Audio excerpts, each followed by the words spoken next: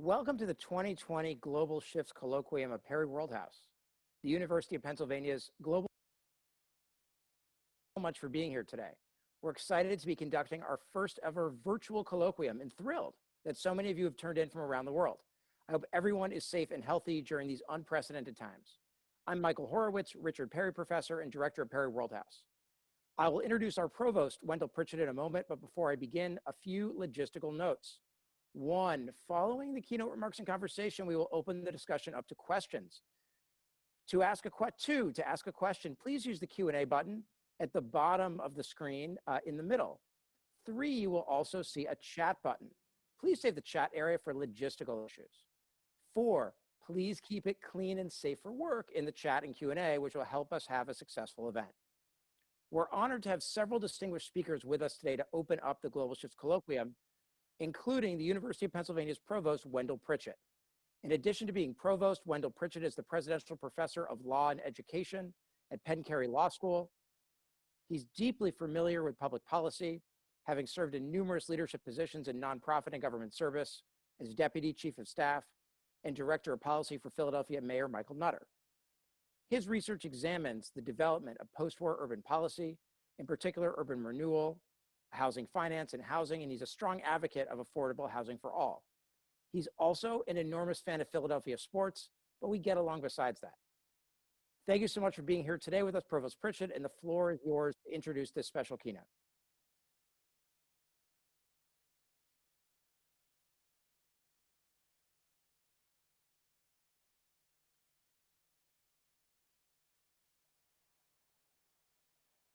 Sorry about those technical difficulties. You're stuck with me for just a minute longer while I introduce our keynote speaker and his interviewer. President Anote Tong was the 4th president of the Republic of Kiribati. He was first elected as president in 2003 and subsequently won elections in 2007 and in 2012. While president, he was also head of state and Minister of Foreign Affairs and Immigration. He was educated in New Zealand and in England at the University of Canterbury and the London School of Economics. And he's a strong climate change advocate and has built worldwide awareness of the potentially devastating impacts of climate change. He stated on many occasions that Kiribati may cease to exist altogether and that its population may need to be resettled not as climate change refugees, but as citizens who migrate on merit and with dignity. We're excited for him to be our first keynote speaker at our colloquium to discuss these important issues of climate change and human movements. He'll be in conversation with Josh Keating. Josh is a writer for Slate and is an expert on climate change, having written both a book, which we'll drop a link to in the chat, and many articles on this topic, and we have no better person to speak with President Tong. President Tong, the floor is yours.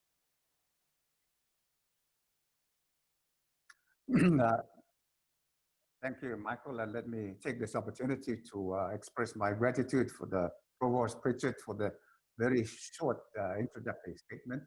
And of course, to thank all of you for the invitation to participate in this extremely exciting discussion. And of course, to acknowledge those who are now also part of this conversation.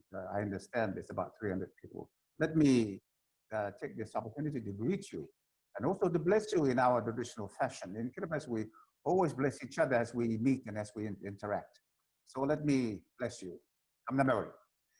Okay, the question that most people ask me is, how did you ever get involved in this campaign? And I would go back to the time that I got elected in 2003. And really, when I started to interact at the international level. And the question that I was going into the United Nations General Assembly in 2004, I did not attend meeting in 2003. But in 2004, I was speculating, what is it that I can talk on at the United Nations that would be relevant to our situation? At the time, the focus of the international community, and in particular the United Nations, was on terrorism. And of course, the usual development issues faced by developing countries, the international economic growth and what have you.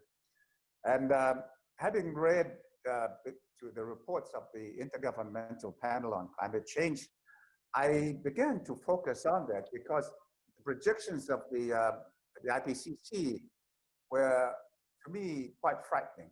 And why that is so is, I will explain that.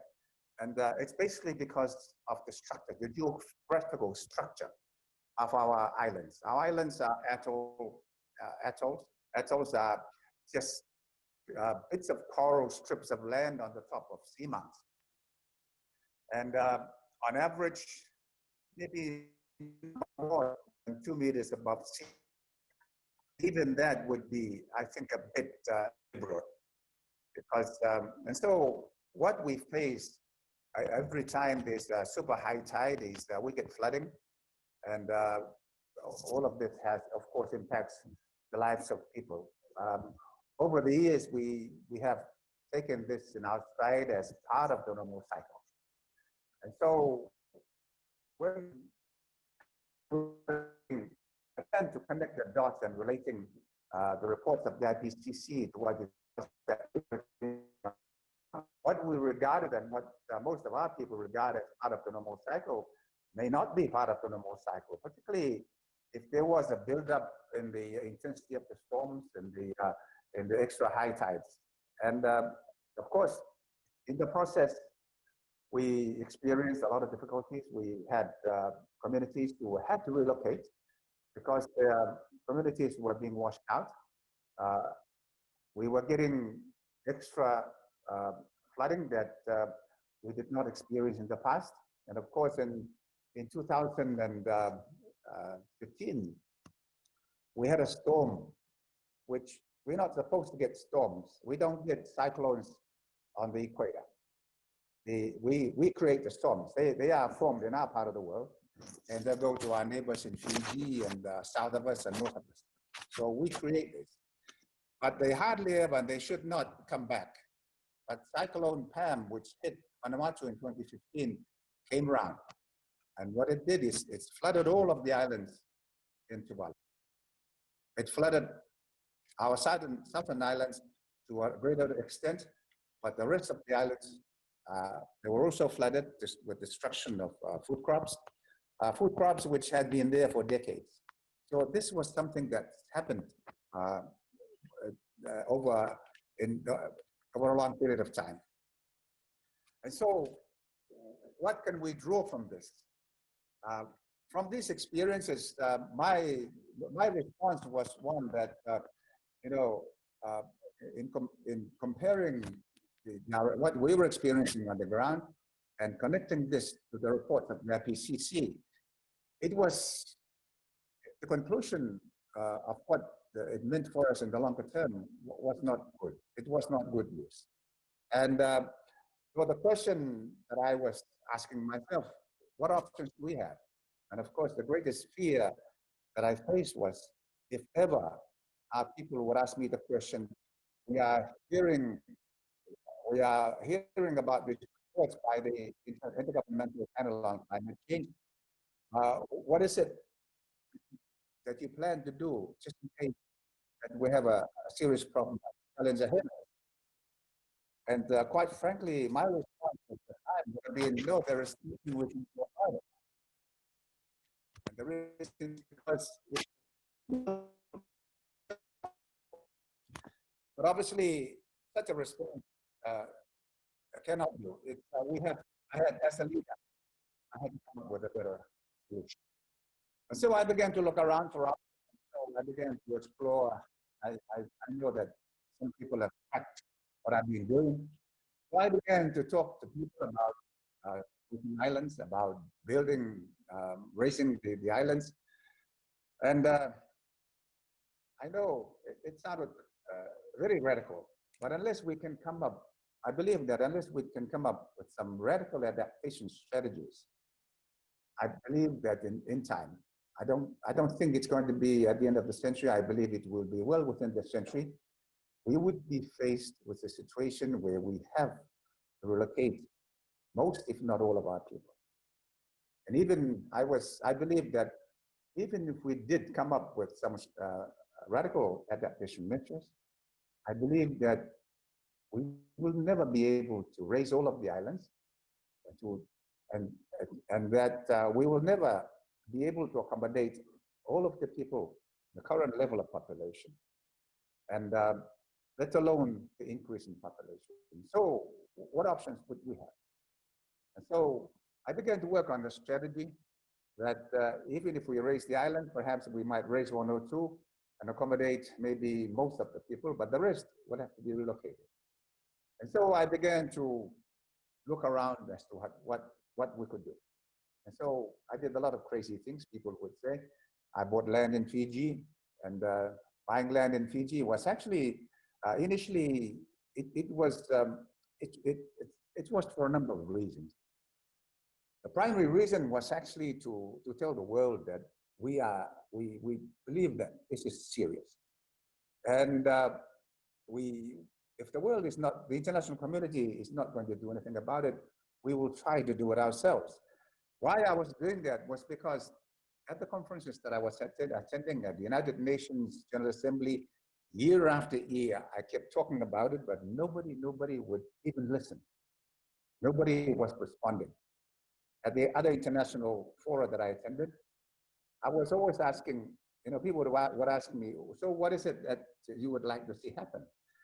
And my simple answer was this: I'd like to be able to go back with a solution in my hand that I can deliver to my people to say, whatever happens, this is the solution. You will be able to stay above the waters if the sea level rises. You will be able to stay above the waters if the storms intensify. But none of that was coming forward. And so that was what drove me to my land in Fiji to make a very loud and clear statement to the international community that this is serious and something needs to be done about it. I was asked, of course, in doing so, I excited a lot of people, and a lot of journalists, media people asked me, why are you doing this? And of course, my answer was, oh, it's an investment. Because I could not simply say, I'm asked the question, would you move your people to Fiji? Of course, I could not, because you just don't move people to another country without endorsement by that country. But very gladly, Fiji has stepped forward. The only country that stepped forward to say, yes, if the people of Tuvalu and Kiribati need to relocate, then Fiji is ready and willing to accommodate them. And so that was the response to the challenge that I've been throwing to the international community year after year. Okay? And so the next question is, if your people are to relocate, how would you like, what would they, I kept being asked, would they relocate as climate refugees? And of course I said, no. Having lost their homes, I don't want them subjected to any further indignity. And I started advocating a concept of migration with dignity. What it means is people would move, not as refugees, but people who are prepared, because we know this is happening. We don't want to deny it. We don't want to bury our heads in the sand. What I was advocating is we should be proactive. We should actually prepare our people, and so they can take the choice to migrate on merit as and when they decide. So that if and when the time comes, those that are actually have forced to migrate would have at least had some preparation. So they can, what I was suggesting was train them, qualify them so that if and when they migrate, they would go into the rest of the communities they go to as worthwhile citizens, people with dignity and ability to get jobs, not as second-class citizens and not at all as refugees. Why I'm saying this, because, and I think my concern was endorsed by what was happening in the mass migration from North Africa into Europe, okay?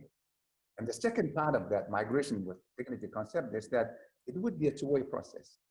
The people at the receiving end need also to know what is coming, so they need also to be prepared, because that is the mistake that's been happening. People have got to understand both sides of the migration, need to understand each other. Otherwise, there would be tension and there would be instability. I know I'm going over 10 minutes, but hopefully, let me stop there. But the idea that I wanted to convey was to provoke discussion, invite questions, and I'm very, very open to debate. But my 10 minutes is up and I'm actually over, but let me stop there and back to you. And of course, we can have a discussion with the questions and So let me conclude here. Thank you. Well, thank you so much, President Tong, and thank you to everybody who's dialed in to and listening to our conversation on this very important topic. The last time I spoke to President Tong was about 4 years ago in Tarawa, and it was at the Maneba outside his house. And in Kiribati, a Maneba is like a traditional meeting house, usually at the center of a village. And it's a flat platform with a thatched roof, and it's open on the sides. It doesn't have walls, so people who are passing by can see what's happening inside. And it's obviously a very different setting today. We don't have the soft breeze of the Pacific wafting in off the reef or anything, but I hope we can have that kind of same spirit of openness and have make a little bit of a virtual Maneba here on Zoom today. So my first question, Kiribati has long been seen as a country on the front lines of climate change that was sort of feeling these impacts a lot more acutely and a lot sooner than larger mainland countries. Looking at the impacts we see in the world today, even this week with the fires in California, I mean, do you think the rest of the world is kind of finally waking up to the risks that you were raising at the UN and speaking about while you were president? Thank you, Josh. Yes, definitely. One thing that needs to be made is one of the recommendations findings of the international the IBCP was that regardless of whether it reaches zero, those most vulnerable countries like Kiribati will continue to be very challenged. But the momentum of what's already there, global temperatures, and sea levels up, and of course everything else. So for quite a long time, line we were, and I been trying to get people to do something about it. And but I've always said that others will be on the front line next. As those on the front line fall, the next one will then become one. And of course, that was before these began to manifest themselves. The bushfires in California into a huge one. Now the current one, the in Siberia. Of course, in 19, I was in actually Siberia talking. And I said to the audience, I cannot know, I may not believe the impacts of climate change in your life. I will show you over time, you will have fires. Maybe if not you, your friend, your family member, now. And so, of course, we had the huge fire in 2019. I believe that everybody now is in the front line, Josh. And I think we have to understand. By the time those that believe, once they get on the front, it would be too late to replace wherever we are at that point in time. President Tong, I wonder if you could hold your microphone a little closer and maybe keep your earpiece in. You were kind of cutting in and out a little bit. You were fine during the speech, but just now. I guess I'm wondering for people who have not been to Kiribati, you sketched out a really vivid and disturbing portrait in your opening remarks of what the effect is on the natural environment. I'm wondering, in terms of the impact on society, I mean, how much in terms of daily life of people in Kiribati is affected by these issues, and how much do you really hear people thinking about the future and the possibility that they may not be able to live on these islands that their families lived on for generations? You might be surprised, Josh, but quite a large number of our people and some of our leaders do not believe that climate change is happening. And of course, they don't read any of the reports. They see what is happening. And it's, I must admit that for me, it was never about educating our people, making them aware, because all I would end up doing was making their lives miserable, being so concerned and worried about something that they cannot do anything about. And so that is the reality. It's been a bit of a political football as well. And so a large number, most of our people hear about it, but they're not seeing they're not reading the reports every day like I do. I read. This morning I read about the ice sheet in Greenland being shattered, and but they're not doing this. And also there is this faith that somebody will look after them. That there is. I had at one stage I had a big problem because our church leaders were denying it and saying, no, God will not allow this to happen ever again, because after the flood he promised. And so I was faced with that, and politicians in my country do not contradict church leaders because we are about 99% Christian, okay? If you want to lose a vote, you fight a Christian leader. So I didn't. So what I did instead, I went to Pope Francis to tell them from above what is the problem. And so that is basically what is happening. I think by the time our people come to accept and acknowledge that it is a problem, it may actually be too late. Yeah, I mean, you've talked about some fairly radical solutions, from actually physically raising some of the islands to relocating some people on the outer atolls to Tarawa or some of the larger islands. I mean, is there any movement on plans like that? Have your successors in government pursued any of these plans? Given the timeframes we're looking at, seems like the sort of thing we'd have to start working on now if it were going to be implemented.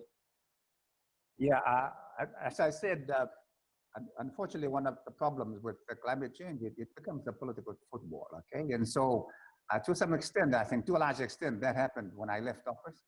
And the government that came in was in opposition, and of course the politics continued. And in fact, a lot of what I was saying was rejected, and I think it dragged a bit on the momentum that I built. And but now I'm glad to hear that after re-election, the government came back and is now talking about building islands. Those are not radical solutions, Josh. They are realistic. I think, given the options that we have, I don't think, in the situation that we face, I think we have to think of radical solutions, but there's always this sobering understanding at the back of my mind, and that I've been reading about, and I met what's his name, Richard Branson. Sir Richard Branson, I met him and I said, I'm sorry, but I keep quoting you because you're crazy. You're building a hotel in space, so we're not crazy about living on floating islands, okay? But you know, you have to ask, because the alternative would be that there'd be a total loss of a nation, a country. And I think that we should never allow that to happen. And I know that it might be challenging in terms of the United Nations Convention on the Law of the Sea. What does that mean? And even yesterday I was thinking the Law of the Sea was put together when climate change and the idea of submerged islands or lands was not an issue.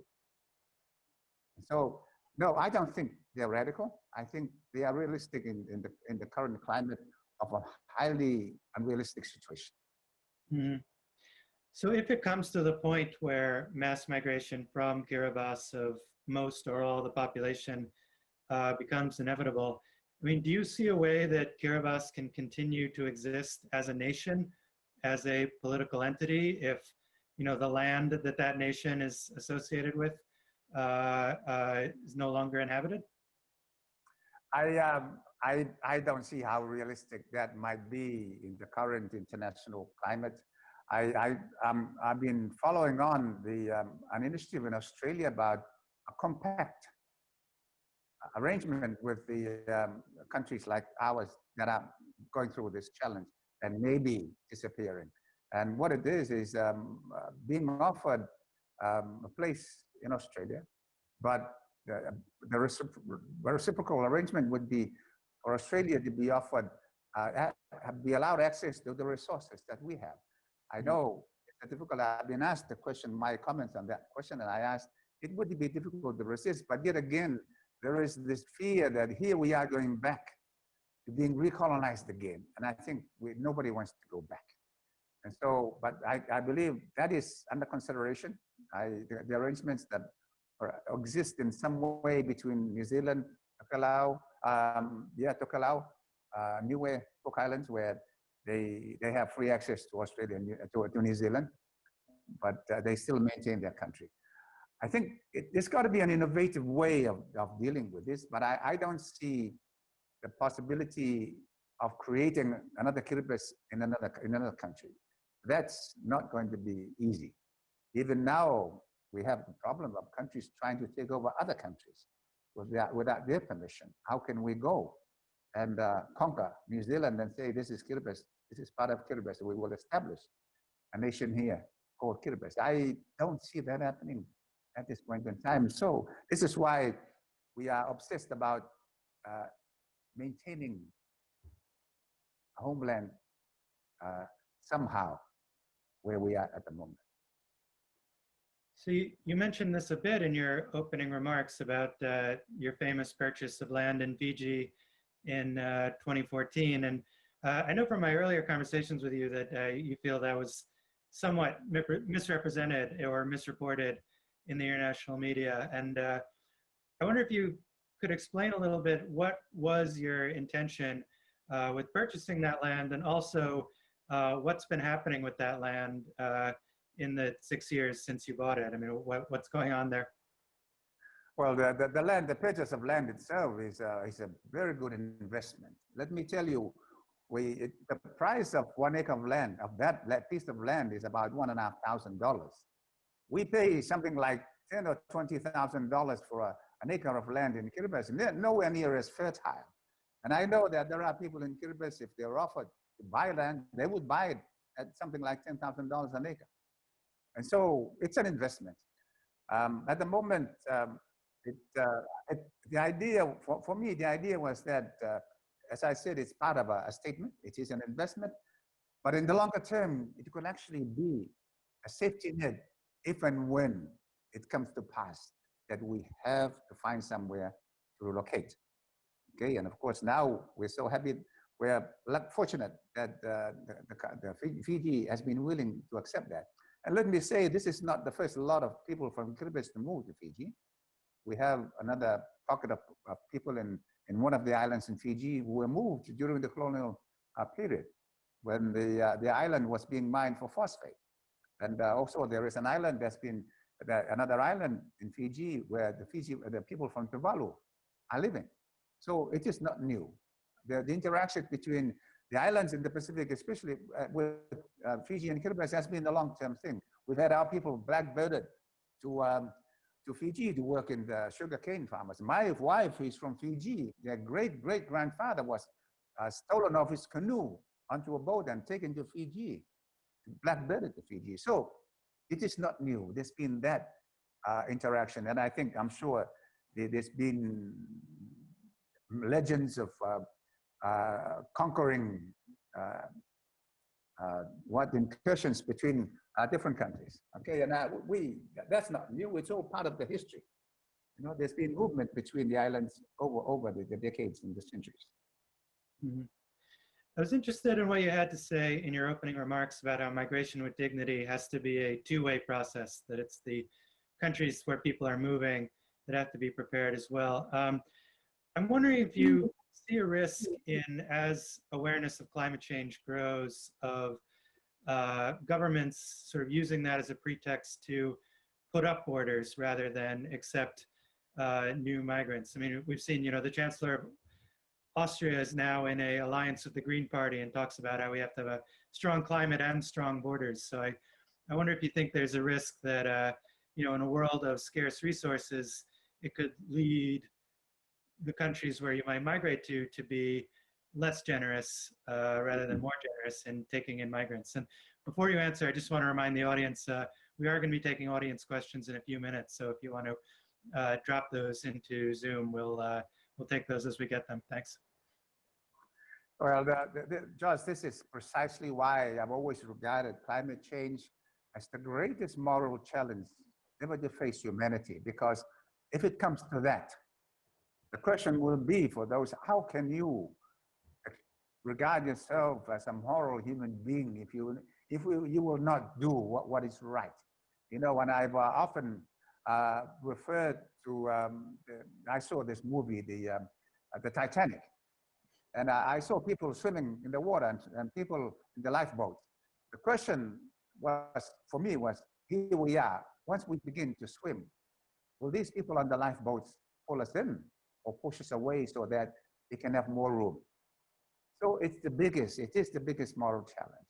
And I really am hoping that that is not what is being intended. I'd like to believe that there is more humanity, that there is compassion, and that we have the human values to prevail over this very extremely challenging time.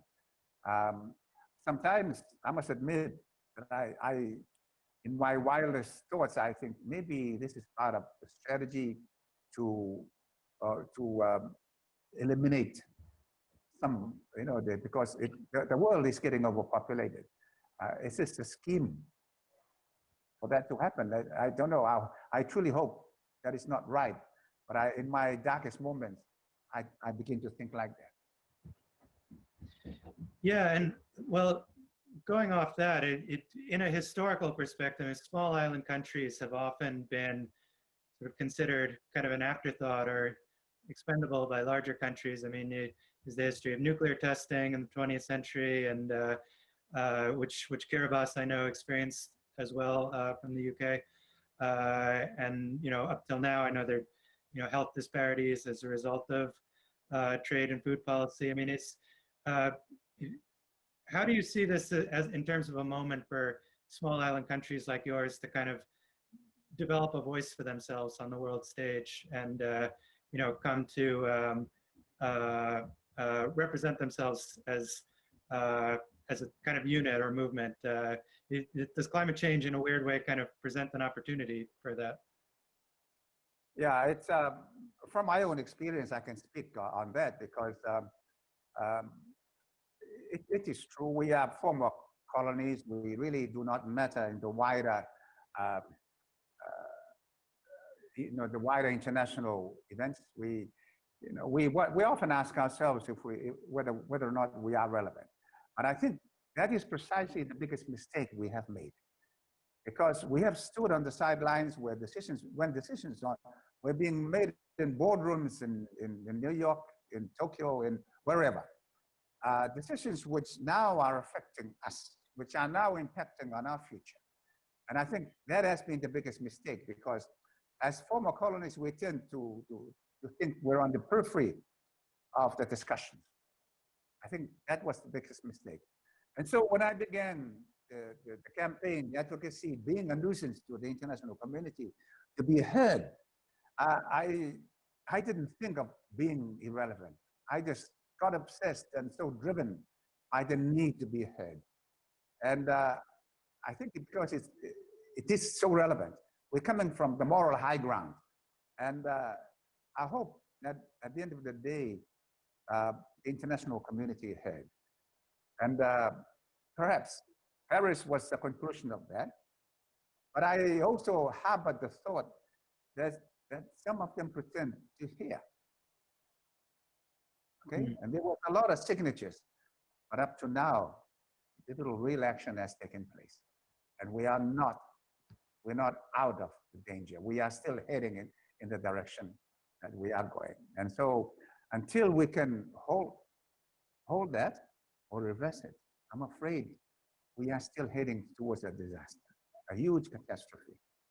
And so the question is, how do we figure in this? I'd like to think that we have been influential in the debate. I think there's a lot of credit given to the Pacific Island countries to the outcome of the Paris Agreement, and there is no question we worked very hard to try to get a conclusion. I prayed maybe for the first time in a long time that that we would come to agreement in Paris. But the next question, has action reflected the commitments that were made in Paris? And sadly, the answer is no. And so how else can we convey this message? I work with a lot of activist groups, NGOs and what have you. And I'm saying that people are hearing. I speak to people, and they are very compassionate. And so, but the governments are different because they come from a different from a different level. I often say, rather jokingly, but I don't think it's a joke, that politicians are not always the best leaders to lead on the climate issue. And the reason is because they think about the next election, but hardly ever about the next generation. Okay? And I think that's been borne out by a number of examples of, from my experience. I've watched the changes in government in different countries, in Australia, New Zealand, and of course in the US. And I had a very good interaction with President Obama on climate issue. He was very much on board. And of course, now you have a change. In Australia, I had the same experience. In New Zealand, I had the same experience. And very unfortunately, climate change has sometimes been a political football. But I assure you, climate change will continue coming, whichever party is in government. And so we need to come to terms. I was watching what happened in Australia when the fires were raging in 2019. And I think for the first time, the government began to take attention and began maybe to listen that after all, climate change should be at the top of the agenda. And so, but again, there is something that stops them from doing it. I've been comparing the response to the COVID-19 as opposed to climate change. COVID-19 galvanized everybody, okay? But climate change is not happening. We are experiencing something like what happened with the tobacco industry, but at a much, much more different level. Because I believe, and it's been suggested, that perhaps those political leaders are actually not leading. They're actually being led by the ones. I came across a term which, when I was talking at Sydney University, and somebody said, referred to a term, regulatory capture. And I said, what is that term? And he said, oh, it's when the regulators have been captured by the ones they're supposed to regulate, and they begin to do the biddings of the ones that they are supposed to regulate. Are we in that situation? I have heard one of your prominent economists, Paul Krugman, Jeffrey Sachs, say that, yes, that is the case. In many countries, governments have been captured by the corporations with the wealth and the power to influence. Yeah. I want to ask about another country that you didn't mention. I know Kiribati, when you were president, Kiribati switched its recognition from China to the Republic of Taiwan, and I know it was recently switched back to Beijing. I'm wondering how you view China's role among small island developing states and as and its role in the debate on climate change and climate policy. Well, I know what China, I think I have an indication of what Chinese ambitions are. And I know I was asked the same question, and I sent one of the students who wanted clarification what we're doing. We know what China wants. And so I know if their way of getting it is to offer the solutions. I know in my own country, with the switch back to China from Taiwan in 2019, last year. Now they're looking at China for providing the engineering solutions, all right? And China would offer that. And it's going to be very difficult to deny that, because we are in a very desperate situation. We want to survive this challenge. And we've been screaming to the international community. And the question is, but in China doing so, is it actually doing everything else to deal with their emissions? And maybe the answer is no. That when you're faced with the situation of either you survive or somebody offers you something to float on, what would you do? Okay, and I think China is well aware of that. And I have actually visited the US trying to look for solutions, a number of other countries trying to look for solutions. I never visited China, but I don't know what I would have done if they'd offered to build islands. I actually commissioned a study with the United Arab Emirates in 2015. And and the idea was to build the islands. And I've been going around looking for somebody who would do it. But if the Chinese are offering, should we turn it down? It's not an easy decision because it's a lifeline. Would you refuse a lifeline if it's being thrown at you? But of course, China does not always have a good record in terms of cutting its emissions. Yeah. So my last question before I switch to the audience. One thing I was really struck by when I visited Tarawa was many people I spoke to were almost a little resentful of the way the international media now focuses on the issue of climate change in Kiribati. They would say things like, oh, you only focus on us to say that we're doomed, that this is a way of, writing us off. You write about us as this drowning country. I'm wondering what you think about that, and how you find a balance between being realistic about the dire challenges your country faces and also not sort of giving up hope on Kiribati and not ignoring the things that the people of Kiribati are doing to build for the future.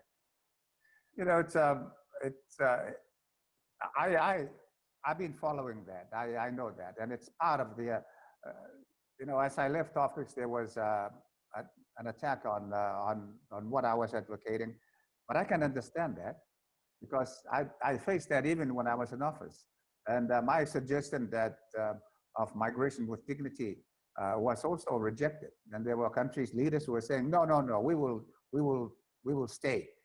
I don't think any leader can do that, can decide for any individual whether to stay or not.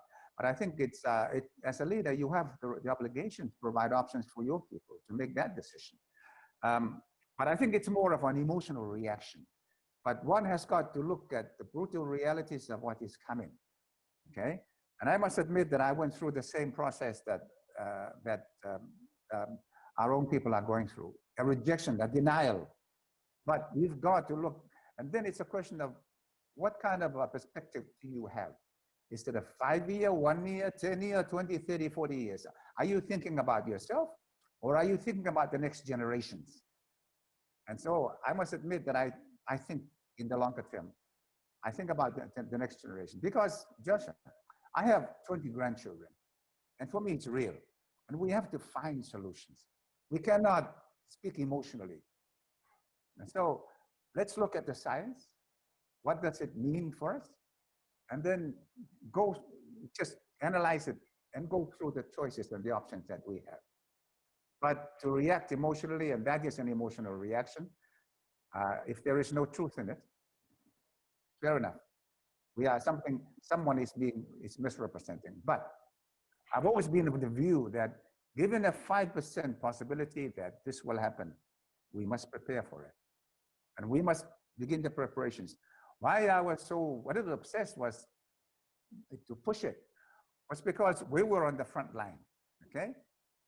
And I was well aware that at some point in time, and it is happening now, there would be a scramble for resources for the countries who are vulnerable to build climate resilience. Now we're not the only vulnerable countries. And so we may be 20, 30, 40 down the line in the queue. We were in front of the queue at one time. And that was my objective, to get the solutions in place.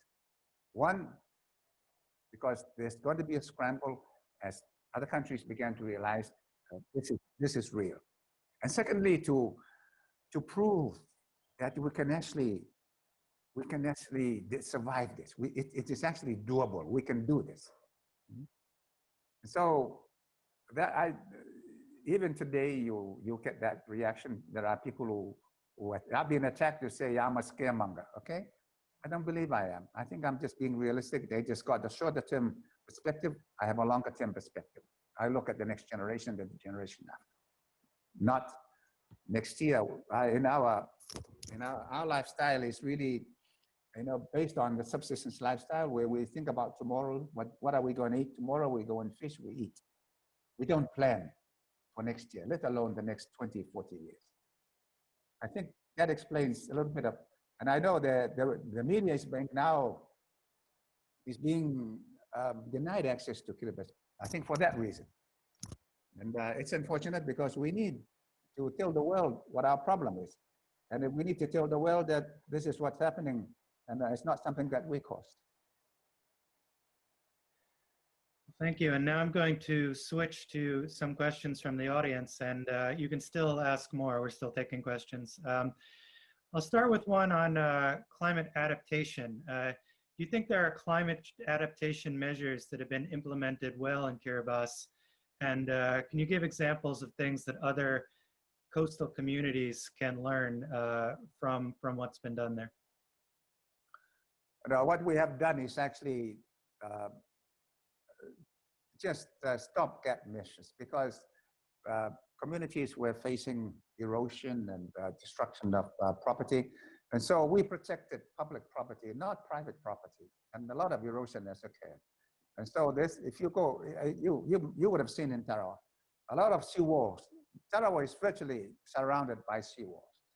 But the tragedy here is it's not planned, it's not designed, engineering design, and I was hoping to be able to do that, to come up with an engineering design that is resilient, sustainable, and actually extendable over the years as the waters rise and as the storms get stronger. And I believe that that is doable.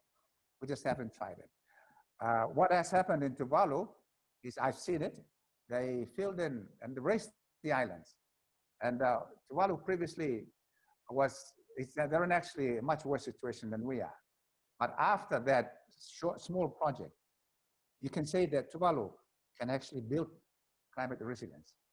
If not for the next 100 years, at least for the next 20, 30, 50 years. But in terms of what lessons have we learned, I don't think we're a good model to pass on lessons from. We made huge mistakes because we did not have the technology, the technical backup to put into place the kind of solutions that are needed. Hopefully, with the new drive by the government that's just got reelected, hopefully they will find the solutions. But it's got to be done at the regional level. The idea was that we would start doing that, and it was agreed between us, Tuvalu, the Marshall Islands, and Maldives that we would do the pilot project, but it didn't eventuate. I was hoping that the study that was done in 2016 would result in some actual work on the ground, but as I said, I believe the study was shelved, and now perhaps it's being reactivated. But so there are no lessons.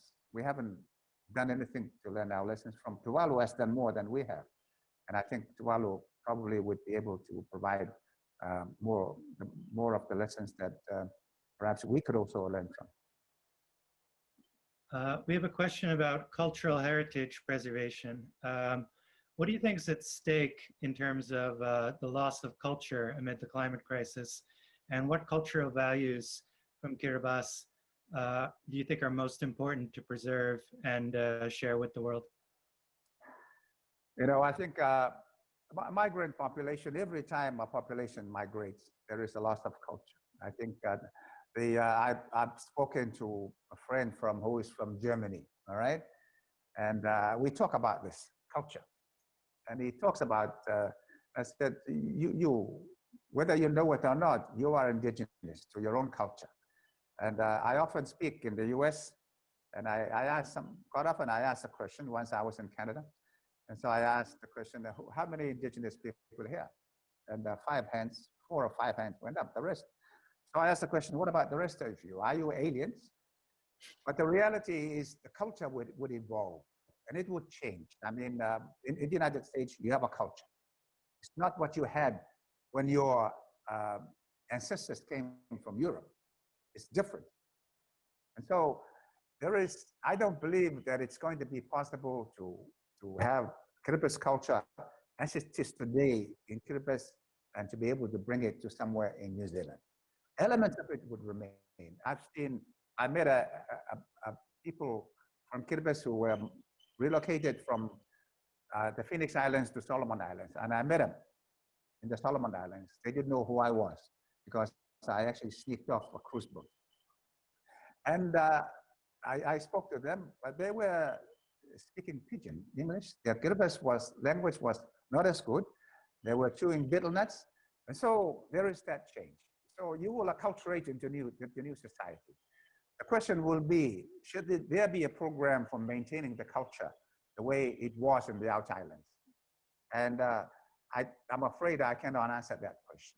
That would have to be answered by the people in the communities who would be relocated. We have people coming from the Out Islands. We have a massive migration from the Out Islands to the urban area. Already there is that change in culture, okay? The community life is different, okay? People have a different sense of identity. You know, they're lost within the mess, and they no longer have that village community life. So whether we can retain elements of that culture, I believe we do. I believe there are very, very valuable elements of our culture which are worth sharing, and I say this after going through and seeing what's happening elsewhere. I think the community life that we share, I think it is something that is lost in the Western developed society. I see that. And once I joked when I was speaking in Seattle, I said, oh, you know, in our country, we never live alone. We're always living with families. Even if you don't invite them, they'll come and stay with you. But here I see that some of you will go back to your huge apartment with nobody there but the cat, okay? That is something that is beginning to change in your society. And this is something that we continue to have. Whether it's good or bad, but I think the good element of it is we continue to share. And we don't need, I met a young man on my way to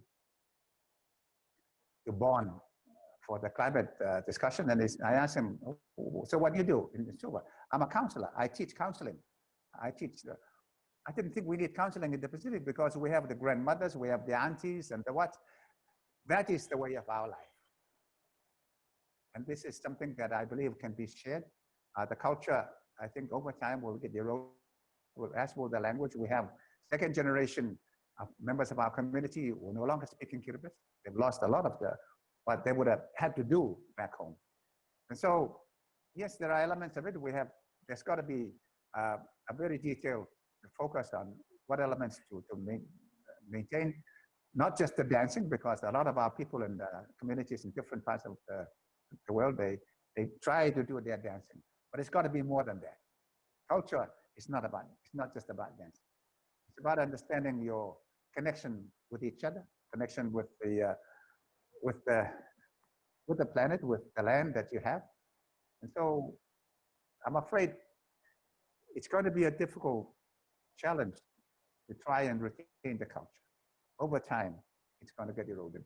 Hopefully, our culture, when it's transported somewhere else, will influence in a positive way what is already there. We have a more specific question on the Paris Agreement. The Paris Agreement contains an Article 8 on loss and damage. Does this offer you any hope at all, or do you think those are just empty words? It was one of the most difficult provisions to include, and it was one that the small island countries were so keen to have it in. And but the question really is, how can we activate it? Will it ever be activated? I don't see anybody stepping forward to do anything at the moment. I don't see any countries that's alone at this time with the COVID-19 challenge. And so I'm glad it's there because it's that toe at the door. Hopefully the door will open wider at a certain point in time, but at this right now, I don't know what strategy we as the countries that are likely to suffer the greatest losses and damages, how we can be able to be compensated for that. It's new ground. For us, it's new ground. And for those that would be coming up with the bills, it's not a nice subject to be talking about. Of course, the Green Climate Fund is not attracting the kind of support that hopefully we were hoping it would, but that is an avenue through which maybe the loss and damage could be compensated. But at this point in time, not everybody is making a contribution to it. It's maybe not a direct climate question, but I was wondering if you could tell us a little bit about how Kiribati has responded to the COVID-19 pandemic and what you think the lasting impact might be on the country's development and its adaptation. Well, it's again, it's one of these things I said in my. I know you personally have been affected by it. Well, I think we're rather fortunate in that we, unlike Fiji, which has become so dependent on tourism, we are not. And so we are not suffering as much as other countries. And I think that has been the positive product of our isolation, okay? And quite frankly, we are not suffering to the same extent. Those wanting to travel maybe are, but the rest of the people really are not feeling much. The supply of goods and services are still coming through. And no, I don't believe that we are suffering. Of course, it's a total lockdown at the moment. And I accept that to be necessary, because if ever we get an infection in Kiribati, I think it would be a huge, huge catastrophe. We would not have the resources, the capacity to deal with it. We had a cholera outbreak in 1977, and we could not deal with it. But fortunately, it was contained to the main island. But once it goes out to the other islands where actually everybody draws their drinking water from the underground water lens, it would be a disaster. So we are fortunately not as affected as most other countries. We remain COVID-free up to now, and I think we need to continue to do that. And even though it means that I have to stay away for maybe up to next year, I accept that to be necessary. You've been outside of Kiribati since the pandemic began, right? Since March, yes. Yeah. And it's not looking likely that it's going to happen before December.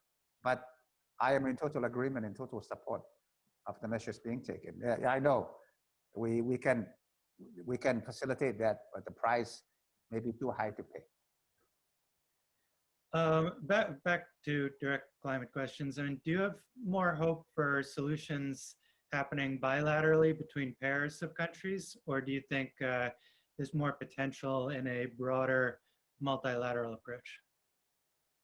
You know, I must admit that I become a little bit disenchanted with the effectiveness of the international system.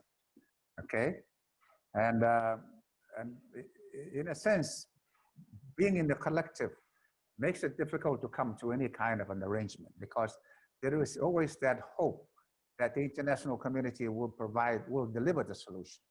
So direct bilateral, and I actually started dealing on a bilateral level, realizing that it's very unlikely that the international community had the capacity to deliver.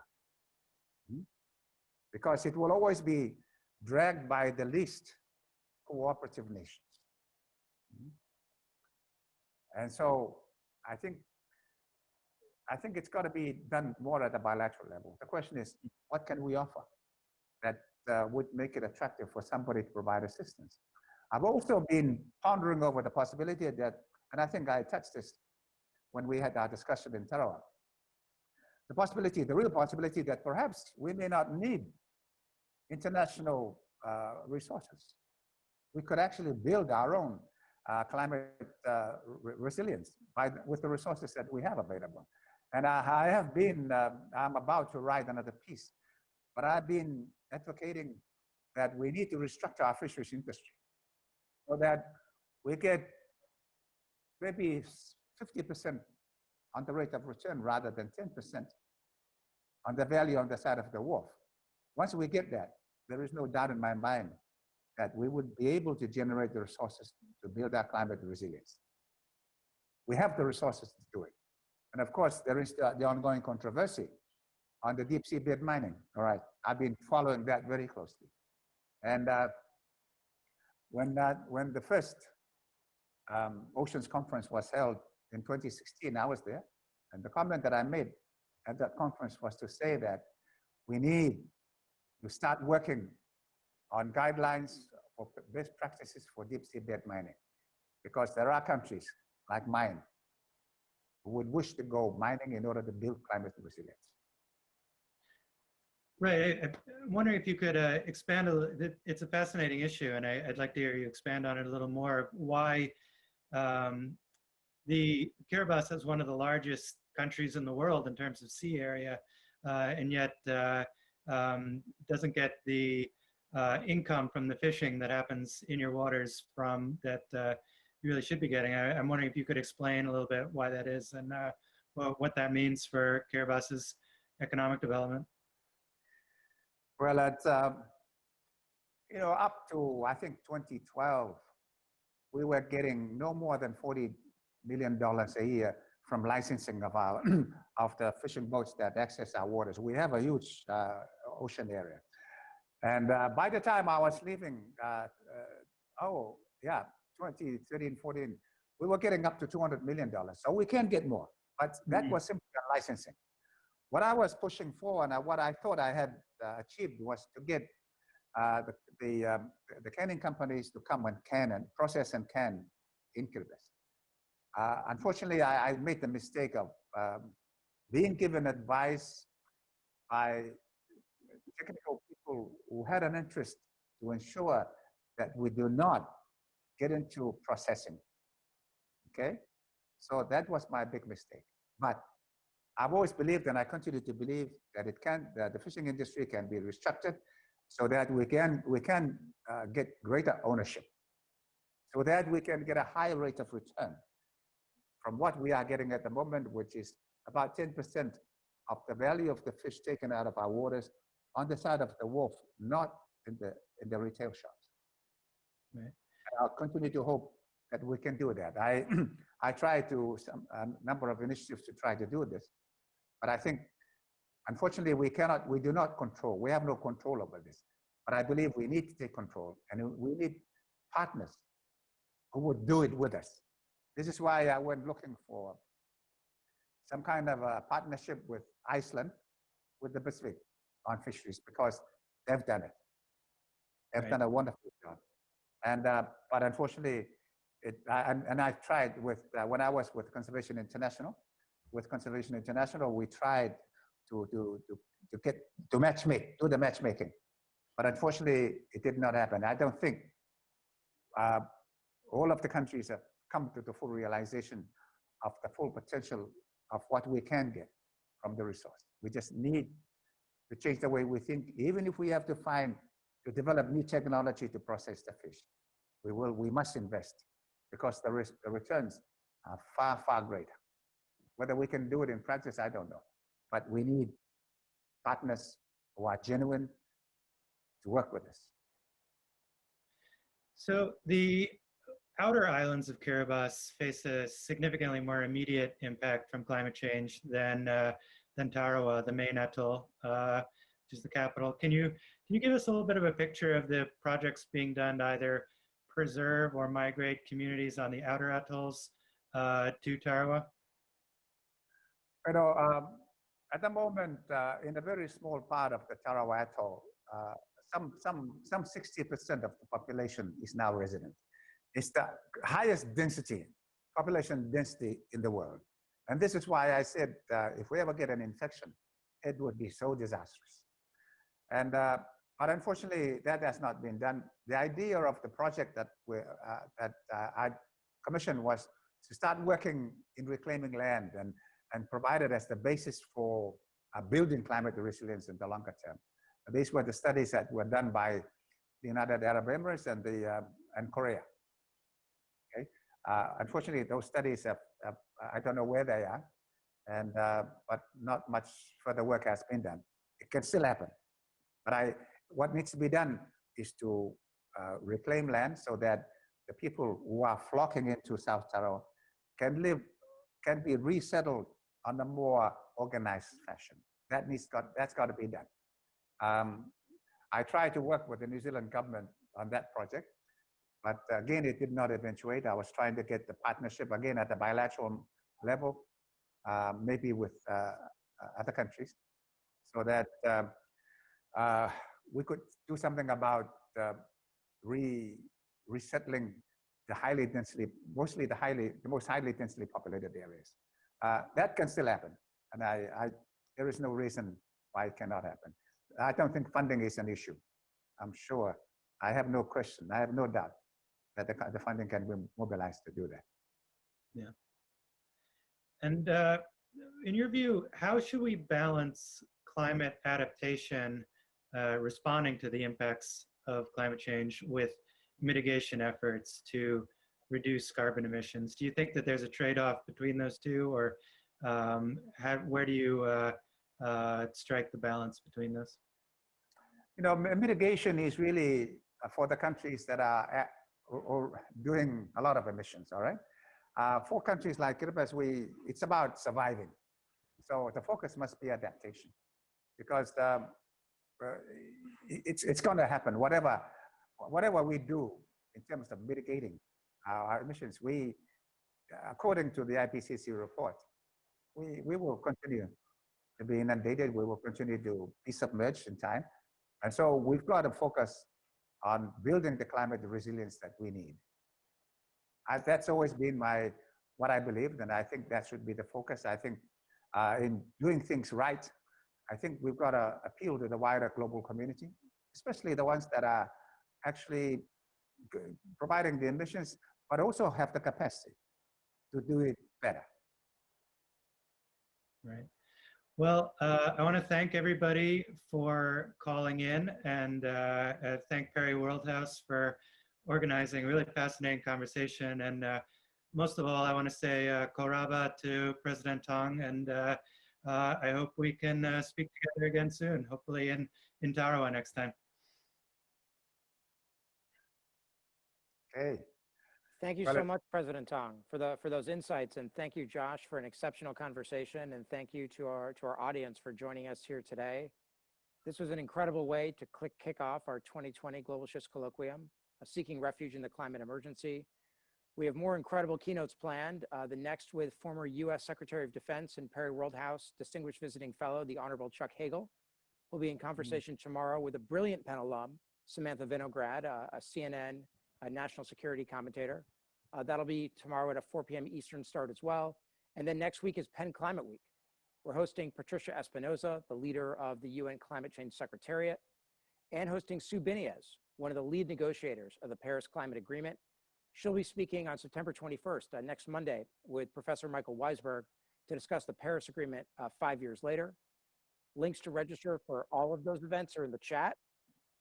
And a recording of this broadcast will be available on the Perry Worldhouse YouTube channel. Thank you again, President Tong. Thank you, Josh. We're deeply honored to have both of you with us today.